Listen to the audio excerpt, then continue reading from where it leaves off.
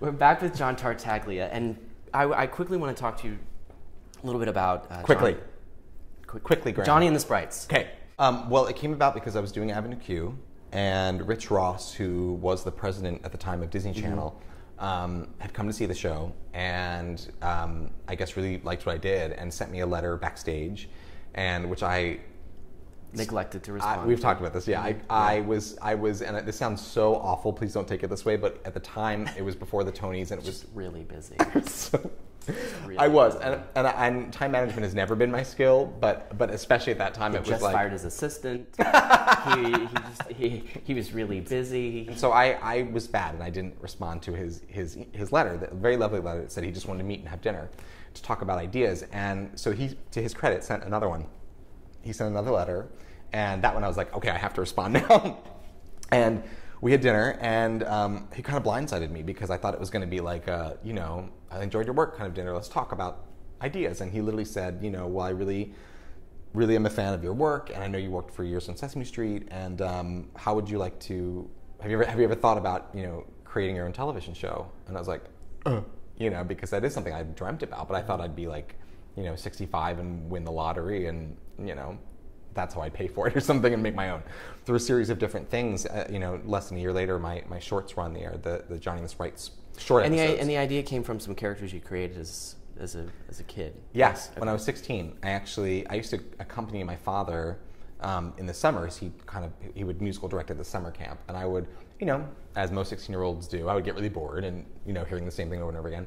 So I would draw a lot and doodle and write ideas. And I had this idea when I was 16 for this show about these sprite creatures that lived in a forest, and I had named them Ginger and Basil, which ended up being the names for the show. And you weren't originally part of the show, actually on camera. No, you were just you were. No, my original idea was just puppets. Right. So my co-creator said when we were developing it, she was a producer that I worked with before, and I really liked her ideas, and she said, "Well, you should be in this."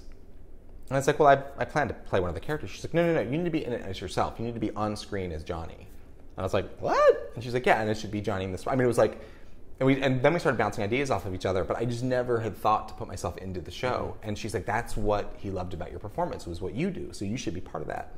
And we brought it into Disney and presented it as that, and then all of a sudden they were like, "Okay, this is interesting." The show came to a close after 2 seasons. Can you talk a little bit about what that experience was like, coming to this realization and getting this news of something that you had put so much time and energy and meant so much to you was now going to come to a close without your control? Yeah, it was actually really traumatic. I mean, it was, and this sounds awful, but it was the first time since I had been like 16 and started working with the Muppets where I hadn't just kind of kept going. I did my first Broadway show, and this led to this TV series, and in my dream, it was like, well, hopefully that'll be 6 or 7, maybe 8, 10 seasons of the show, and I'll do other things in between. And, I'm cool being the new Mr. Rogers, and like in my head. And then when the show didn't get picked up for the 3rd season, it was really traumatic. And, but the thing is I was given a lot of responsibility very young. And I'm glad that now, almost 10 years later, I can look back and say, okay, here are the things I didn't do right. Here are the things I did do right. And next time, and there will be a next time, I can do this better. How do you pick yourself up from finding out news like that? It's ultimately like them saying, we don't enjoy your idea anymore. To some degree, yeah. But what's funny is that I knew that a lot of the reasons we didn't get picked up were out of my control, and they actually had nothing to do with creative. We were so lucky because we were 8-time Emmy nominated. I was nominated as Best Children's Performer. The show was nominated for Best Show.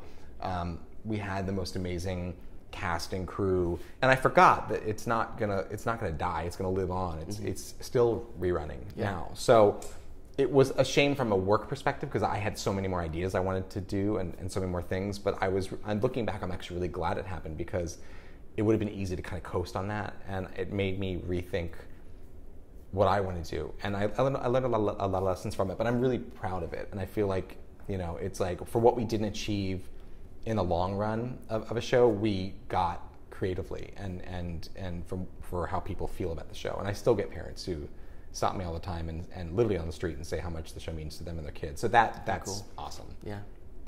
We'll be right back with John Tartaglia to wrap up our time together. Stay tuned.